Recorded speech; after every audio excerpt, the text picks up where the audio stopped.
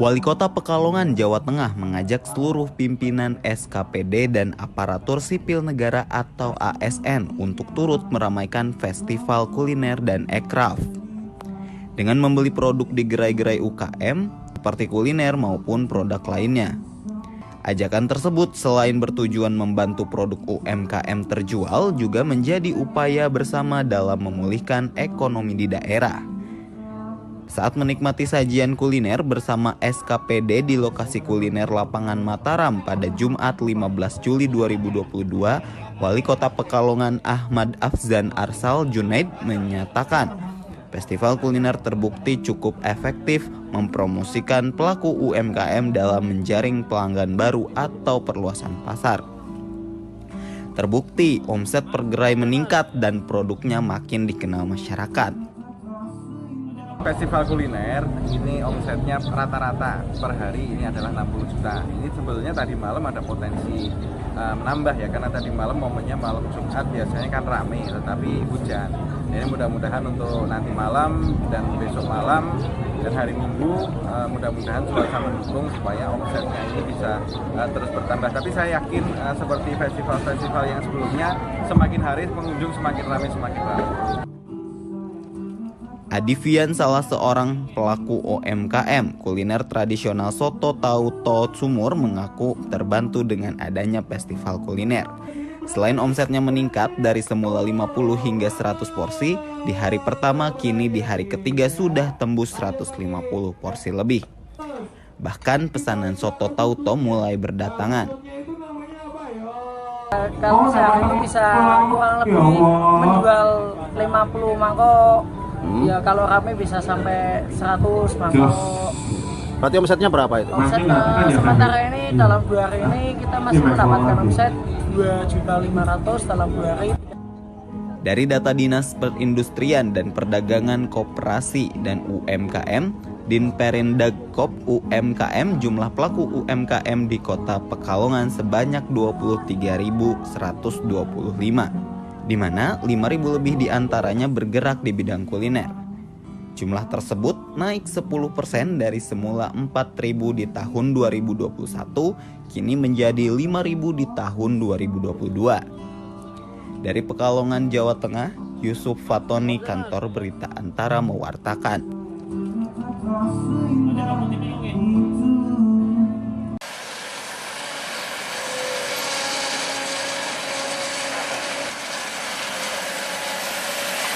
Sampah selalu menjadi masalah bagi masyarakat, apalagi bagi warga yang tidak memiliki lahan pribadi dalam pengelolaan sampah.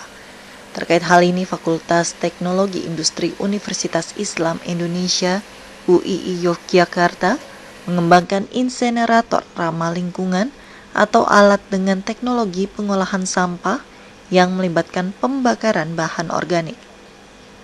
Adapun cara kerja insenerator yakni sampah dimasukkan ke dalam ruang pengering yang berbentuk tabung. Setelah sampah dirasa kering lalu dilakukan pembakaran.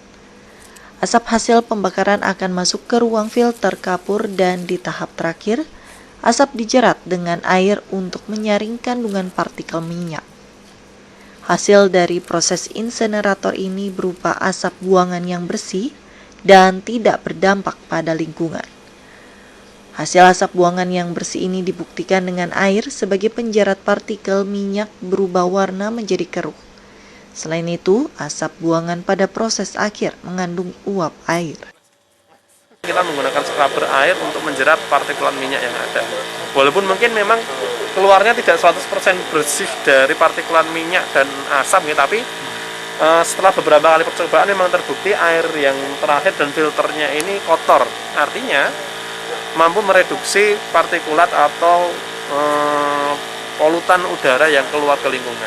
Sementara inovasi yang kita terapkan di sini, kita menambahkan filter dan scrubber yang tujuannya untuk meningkatkan kata ramah lingkungan, yang mana asap buangannya nanti benar-benar mampu untuk nanti dibuang secara sempurna ke dalam lingkungan dan tidak memberikan dampak ke depannya. Sementara itu, sisa pembakaran yang berwujud abu dapat dimanfaatkan sebagai pupuk tanaman. Direncanakan insenerator ramah lingkungan karya mahasiswa Fakultas Teknologi Industri UII Yogyakarta ini akan diberikan ke Desa Giri Rejo Kabupaten Magelang, Jawa Tengah.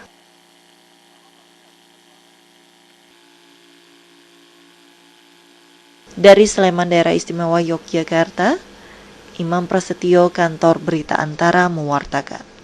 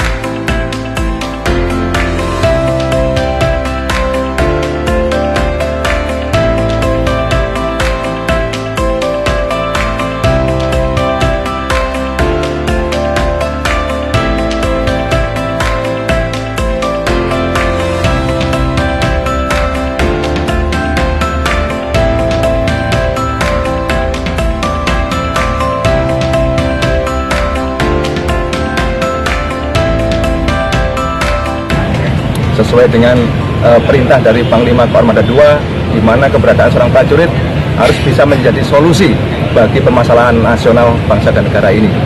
Sehingga diharapkan kegiatannya ini bisa membantu rekan-rekan kita, sesama kita yang membutuhkan akan ketersediaan darah tersebut.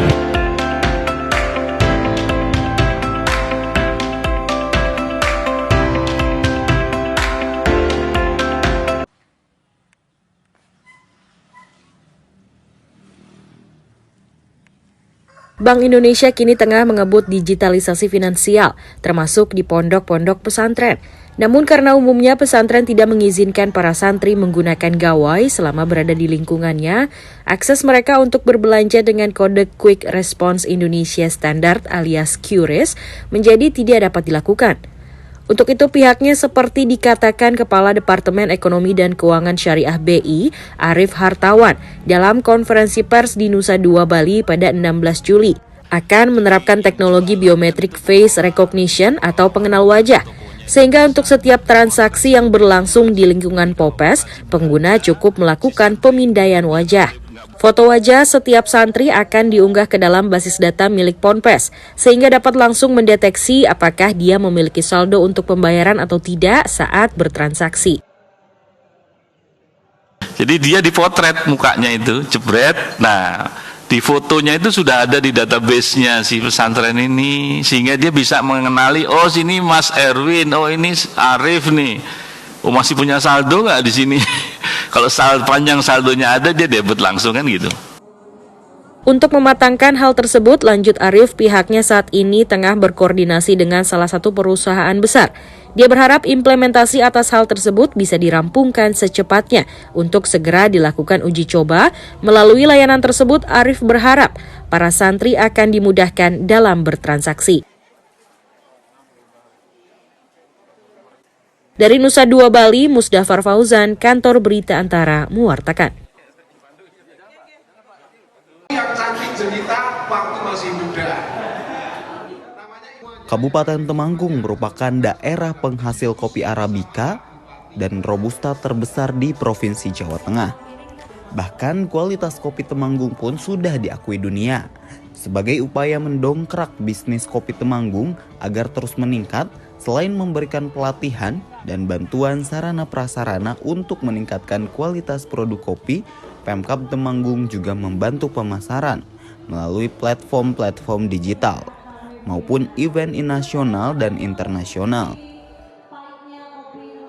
Pemerintah Kabupaten Temanggung membuka saluran promosi seluas-luasnya. Ini harus dimanfaatkan untuk meningkatkan kualitas dan meningkatkan volume penjualan kopi Temanggung agar para pelaku perkopian bisa lebih sejahtera, petani kopi juga menjadi lebih sejahtera.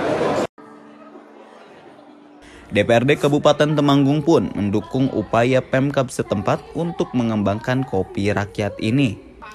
Mengingat tanaman kopi sangat potensial dikembangkan di Temanggung dan mampu mendongkrak meningkatkan ekonomi masyarakat. Kopi Robusta kita juara 2 internasional. Itu ada di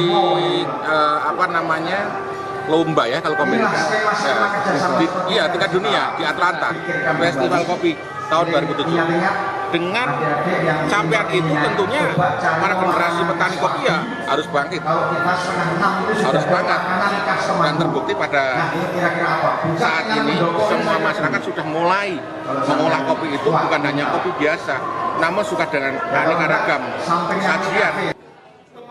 Setiap tahunnya, Kabupaten Temanggung menghasilkan lebih dari 25.000 ton kopi baik Arabica maupun Robusta. Jumlah tersebut tentunya menyumbang pertumbuhan ekonomi yang signifikan bagi masyarakat. Dari Temanggung, Jawa Tengah, Firman Eko Handi, Kantor Berita Antara mewartakan. Terima kasih. Assalamualaikum warahmatullahi wabarakatuh.